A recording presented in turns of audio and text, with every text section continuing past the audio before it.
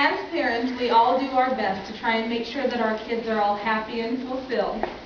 I know that all of us as parents, we make honest mistakes, and I'm hoping that some of your honest mistakes turn out to be funny stories, just like the majority of my honest mistakes have become. While you're listening to my story, I just want you to remember that all of us, each and every one of us, do make mistakes. My mistakes in parenting, I have realized, can be life lessons. And I only have one child. Her name is Tierney, and since the time that she was born, I have done my best to try and encourage her and to learn from all of her mistakes. And I've also just been the kind of parent that just takes her lead. And through this, she has encouraged me to have a love for animals, because animal loving is not my forte. But Tierney does love animals, and when she was 3 years old, we had not just the traditional cat and dog, but we also had a rabbit and birds and lizards and frogs and hamsters and fish and any other animal you could think of. But it was right about that time that we learned that Tierney had a horrible allergy to mosquitoes, and her mosquito bites wouldn't just get big and red, they would actually swell. Right about the time of 4th of July, she got one on her arm that swelled so big that we actually had to go to the emergency room, and they had to cut her shirt off of her because it had swelled so large. This still did not deter her love for animals, though. She loved every animal, big or small. And so right about that time, she was about 3 1/2, and we had had a lot of rain here in Stockton that week of 4th of July.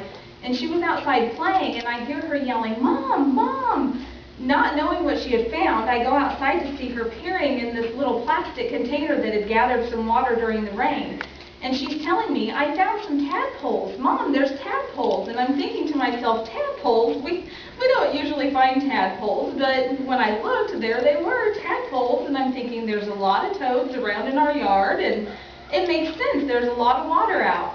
So we get a little lizard cage that has holes in the top of it, and we take the water and pour it in there so they're in their natural habitat, because Tierney was just sure they needed to stay in there. And we put them on the back porch in our house for her to watch. And for the next 3 days, she watches and swears that she can see them growing. She just knows that they're in there growing. And she's taking care of them, and she's talking to them and making sure they have naps to eat and setting them by the window for the sunlight. But on the 3rd day, she goes back to check on them, and I hear the loudest screech ever. It wasn't the mom that I'd heard a few days ago that had made my heart just swell with pride that she had found the animals, but it sounded as if she was being hurt.